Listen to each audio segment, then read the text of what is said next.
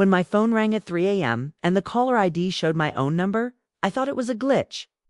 When I answered and heard my own voice calmly warning me, saying, "Don't answer the next call. Just say no. You have 10 minutes." I thought my sanity was finally cracking apart. But when the phone rang again, precisely 10 minutes later, and I saw clearly who was truly calling, I understood then I'd been warned by myself from a future I was about to be forced through. What unfolded during those next 10 minutes kept me breathing and uncovered a technology-driven scam that had already ended 3 women's lives. My name is Sienna Walsh. I'm 27 years old and I work as a pharmacy technician in Denver, Colorado. I live alone in a modest apartment and see myself as practical and logical. Someone who never believed supernatural stories or wild conspiracy theories. But that 3 a.m. call from my own number shattered everything I believed about reality, technology, and the precise danger I faced that moment. Before we continue, hit that subscribe button and leave a comment sharing where you're watching. I'd really love to hear from you. I work inside a busy downtown pharmacy here in Denver. I've held this job for about 4 years now since finishing my pharmacy tech certification. Most days I work afternoon shifts from 1 p.m. until 9 p.m. The work repeats itself. Counting pills endlessly, handling prescriptions daily, arguing with insurance companies, but it feels stable. And I genuinely like my coworkers.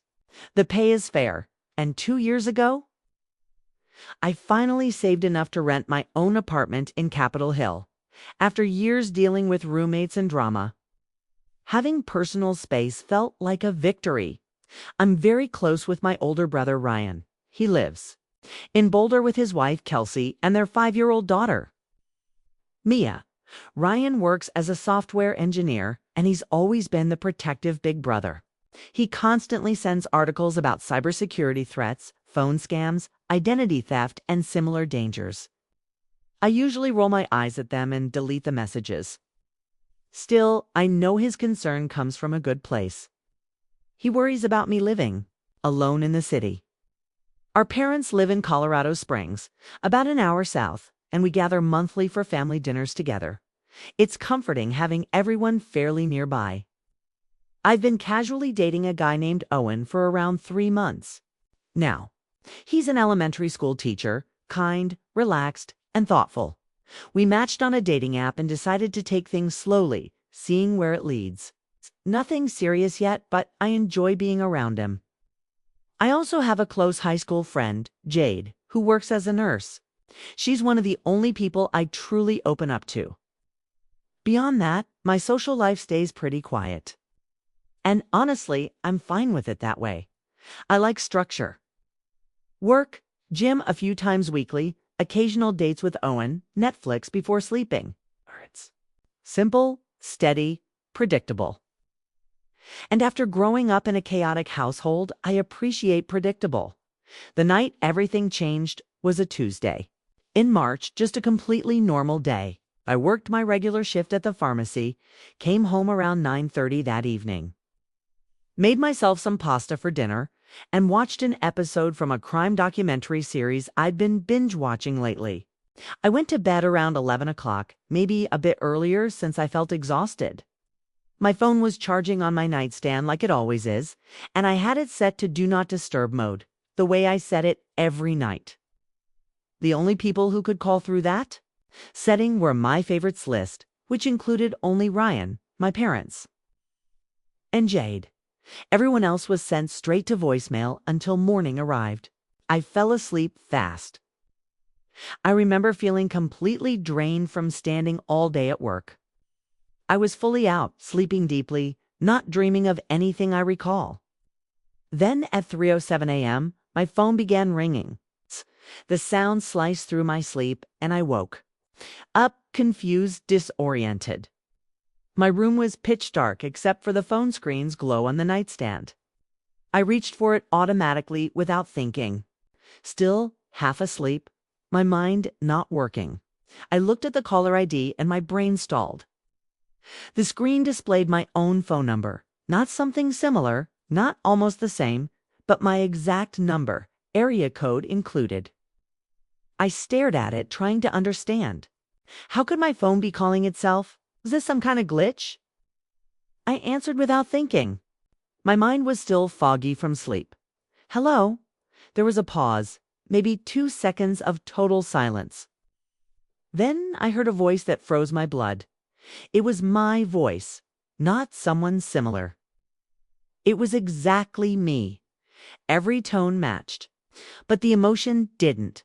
It sounded strained, urgent, shaky, panicked. Sienna, listen carefully. Don't answer the next call you receive. No matter what they tell you, no matter the threats, just say no and hang up. If you have 10 minutes, maybe even less, just remember, say no. Then the line went dead instantly. Nothing but silence. I sat straight up, heart slamming violently. I flipped on my bedside lamp, hands shaking badly. Needing light to prove this was real, that I wasn't trapped inside a nightmare, I looked at my phone again, opening the recent calls list slowly. There it was, an incoming call from my number at 3:07 a.m. duration 28 seconds. That had truly happened. I had answered my own number and heard myself warn me of something.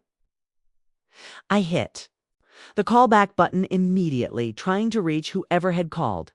The phone rang endlessly. No one picked up. It's just ringing until it disconnected itself. I checked the time. It's 3:08 a.m. The voice said I had 10 minutes. 10 minutes until what? What call was I not to answer? My thoughts spiraled, searching for logic. Was I still dreaming? I pinched my arm hard enough to sting. Definitely awake now. Was this some new scam Ryan had warned me about? He always sent articles about fraud, phone tricks, identity theft, but nothing like this. Scammers spoof numbers? Sure. But how could they spoof mine exactly? And why use my own voice to warn me away? That made no sense. I grabbed my laptop from the desk nearby and opened it fast, typing wildly into the search bar. Phone call from myself, received call own number, voice cloning scam. I found articles discussing neighbor spoofing tactics where scammers fake local caller IDs to increase answers. I read about voice cloning technology, AI recreating voices from short samples, but nothing explained my exact situation. Nothing matched this. I checked the time again, 3:12 a.m., 6 minutes remaining until whatever came next. My palms were slick, nearly dropping my phone. I thought about calling Ryan, waking him up, telling him everything. What could I possibly say? I got warned by myself. He'd assume nightmares, stress, or a breakdown.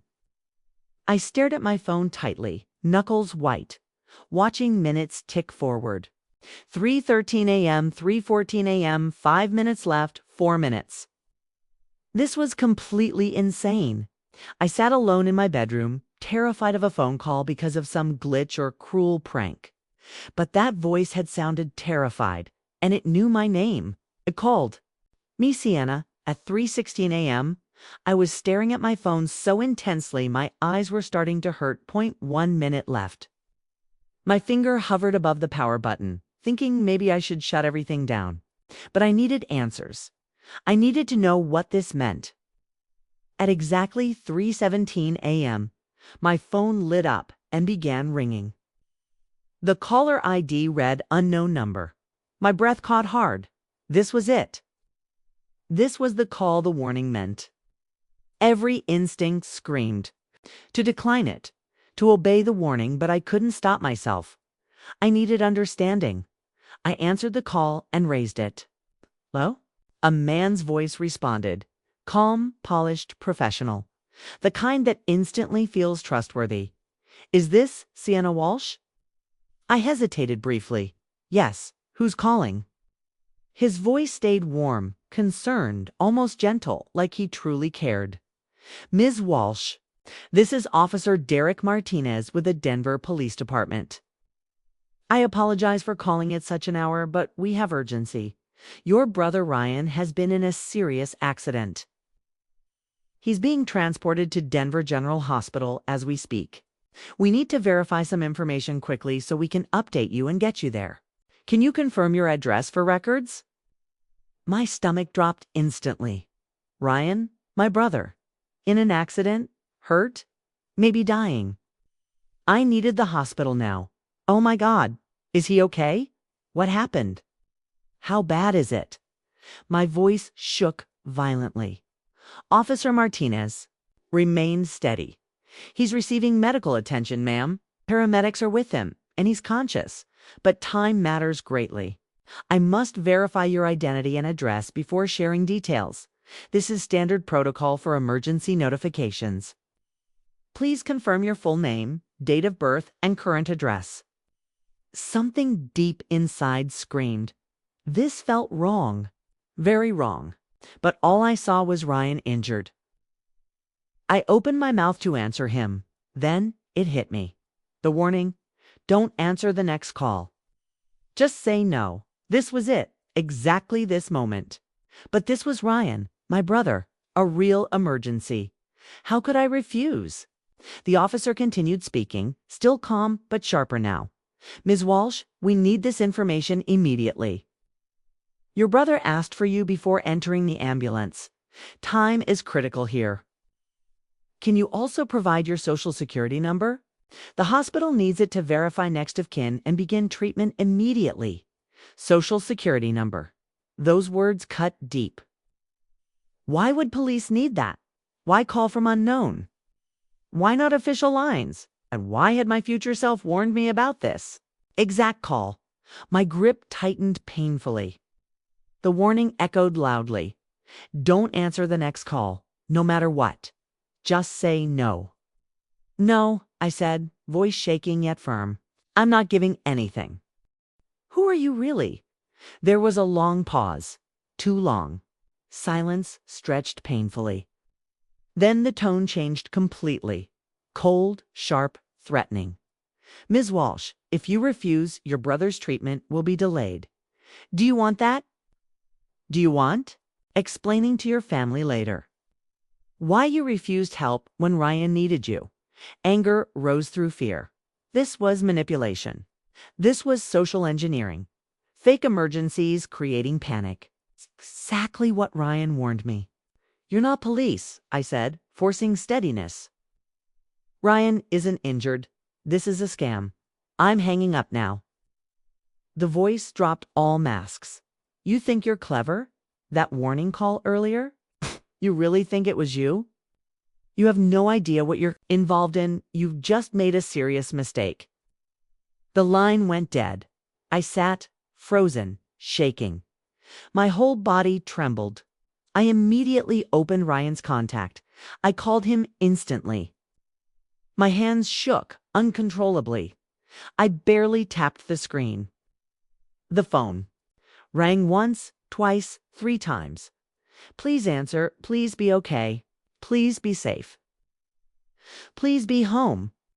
On the 5th ring, Ryan finally answered, groggy and annoyed.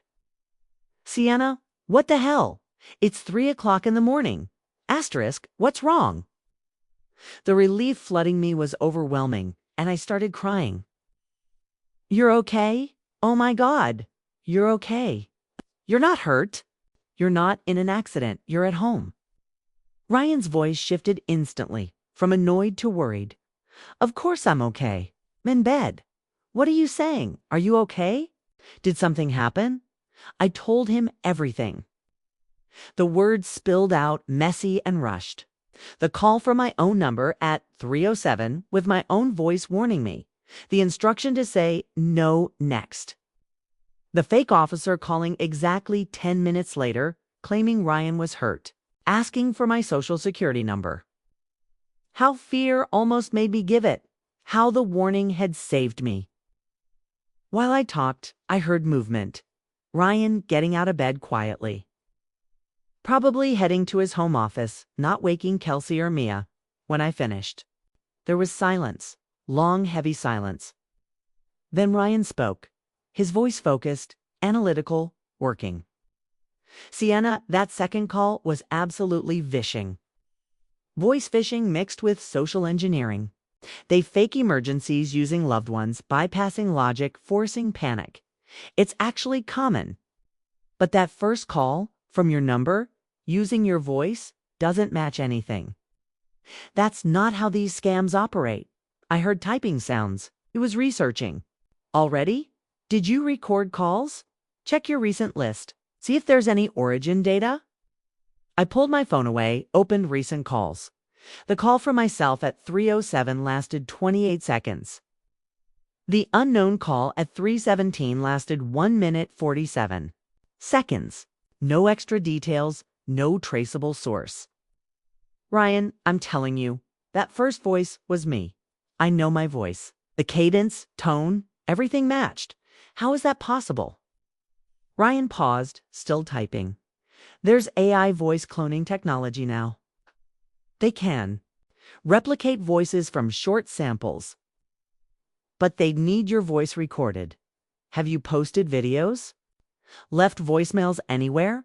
Phone surveys, customer service calls? I thought back carefully. My social media was private. I rarely posted videos. But last week I left a voicemail for my doctor, rescheduling appointment. And days ago, a car insurance survey, minutes of talking. Ryan thought aloud, engineering brains spinning. Okay, they could clone your voice. But here's the problem. Why warn you first? Why sabotage themselves? That makes no sense, lest that first call wasn't them. I wiped my eyes, trying to breathe. What are you saying? Ryan lowered his voice, hesitant, careful. What if that really was you? What if you called yourself from 3:17 back to 3:07? I know it's insane, but look at timing. Warning at 3:07. Scam at 3:17.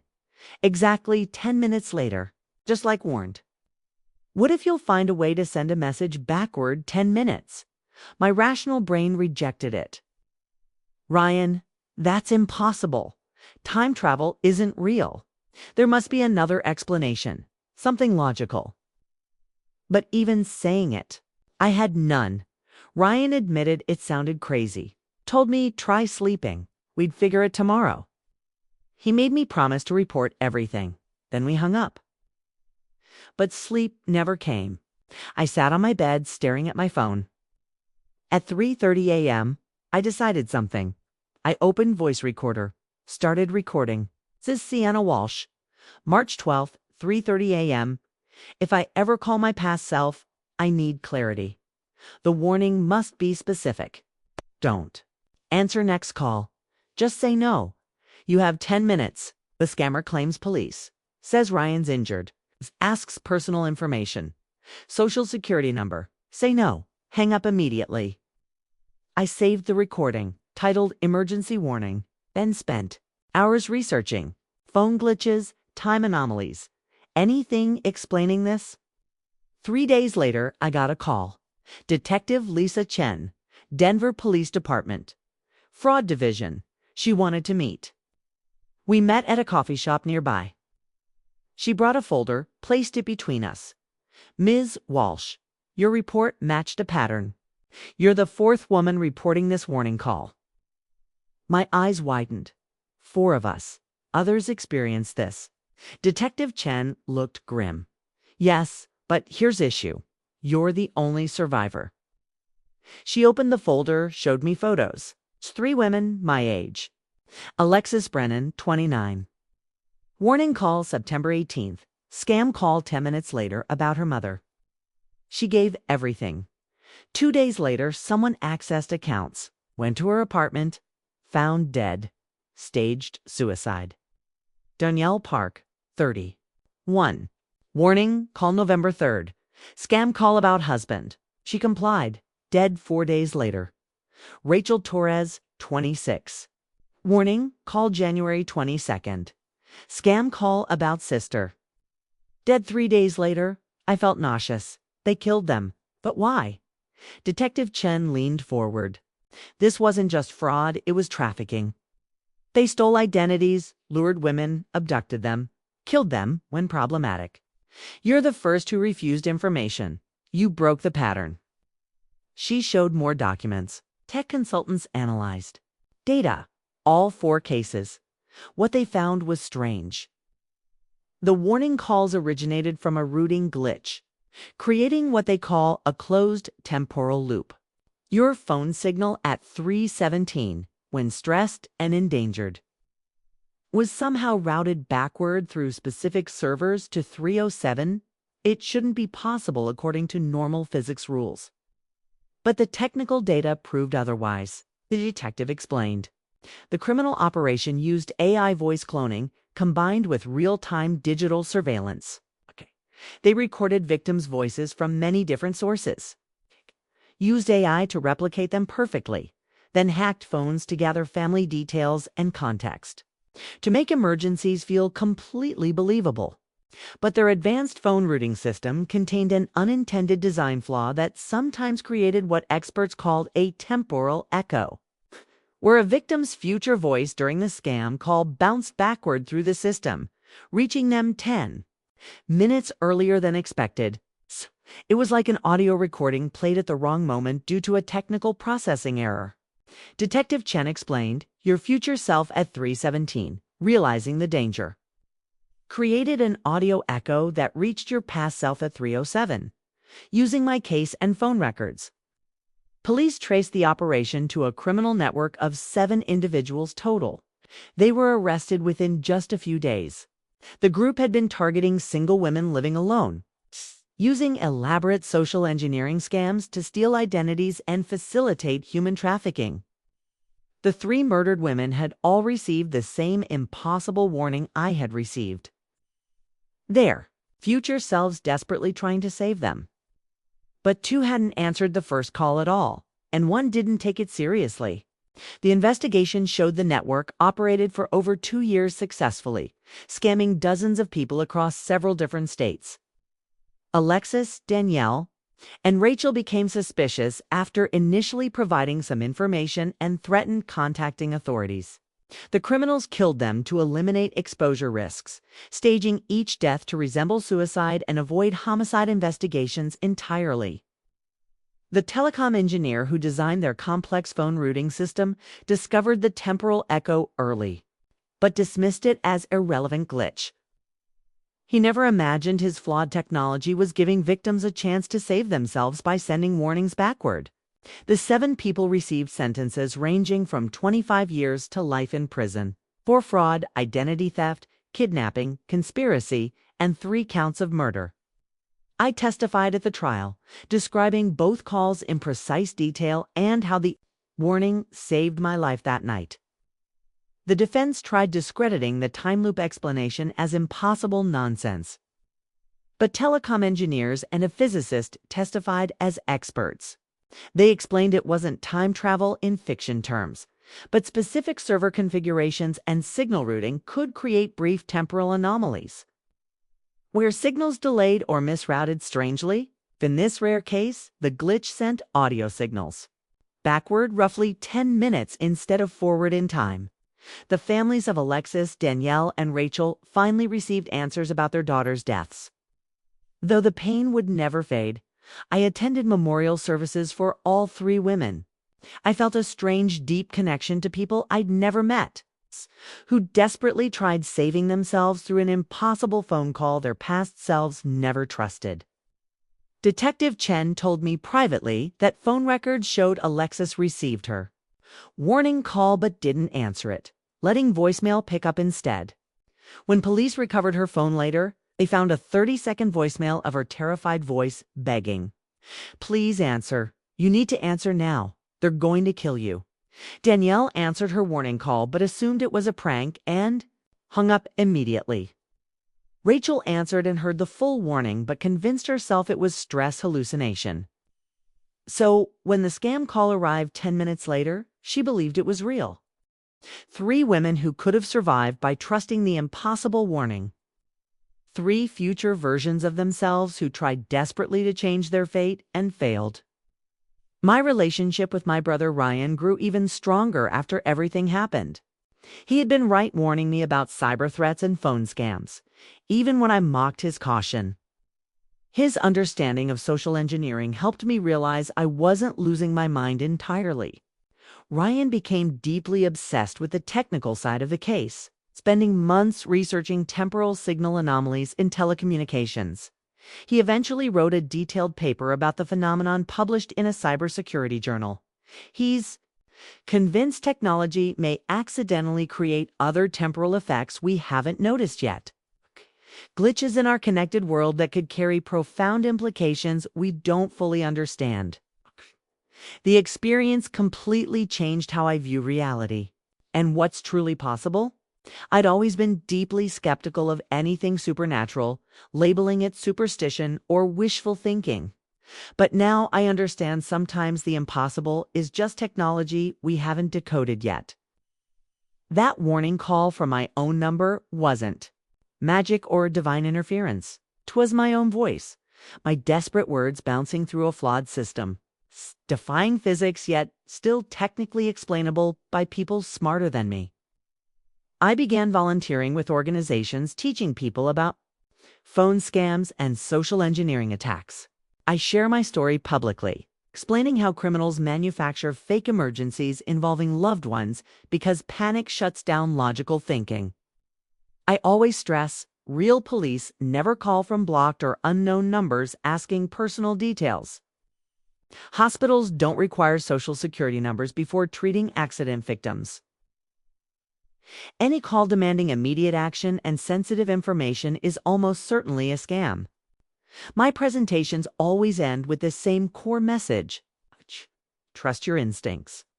Verify emergencies through official channels using numbers you find yourself. If something feels wrong, it probably is. Never let anyone rush decisions using fear and pressure. I kept the voice recording made at 3:30 a.m. that first night, documenting the exact warning I'd need to give myself if calling backward ever became possible. I never needed to use it because arrests shut down the operation and phone. Companies patched vulnerability, creating the temporal loop. But I keep that recording saved as a reminder I believed the impossible when it mattered most, and that belief saved my life. My friend Jade once asked me if I truly believe I called myself from the future. My consciousness at 3:17 reached. Back to 3:07. My answer is honest.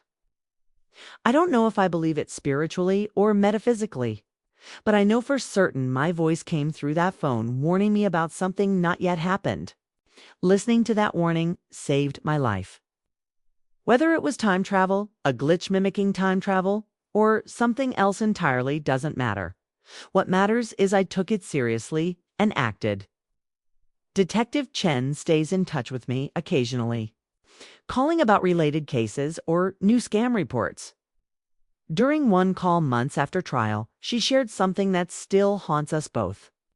Phone records showed all 3 murdered women received their warning calls too. Every single one had a chance to save herself. Alexis's future self left a desperate voicemail begging her past self to answer. Danielle's future self tried warning her but was dismissed as a prank. Rachel's future self delivered a clear warning, rationalized away as impossible. 3 women who could have lived if they trusted something crazy then. I sometimes wake up at 3 a.m. and stare at my phone, thinking about those women and how close I came to becoming the 4th photo. I think about the strange mercy of a technical glitch offering one chance to survive, even though most missed it. I think about my future self at 3:17, realizing terrible danger and somehow sending a warning back to save us both. Every choice now feels heavier, knowing I'm living a future that almost didn't exist. Here's what I need everyone watching to understand: if you ever receive a call from your own number, answer it. If you hear your own voice warning of danger, listen. Sounds insane, but in our hyper-connected world, technology does strange things we don't fully grasp yet. More importantly, never give personal information to unexpected callers claiming emergencies involving people you love. Always hang up and verify independently. Call your family directly using known numbers. Contact hospitals or police through numbers you look up, never numbers provided. Scammers are sophisticated, relying on panic to override logic. They use urgency and emotional pressure to force quick decisions. If this story changed how you think about safety, hit subscribe now and leave a comment. Update your phone security settings today. Be skeptical of unexpected emergency calls. Research common scam tactics regularly. Trust your gut when something feels wrong, even without clear explanation.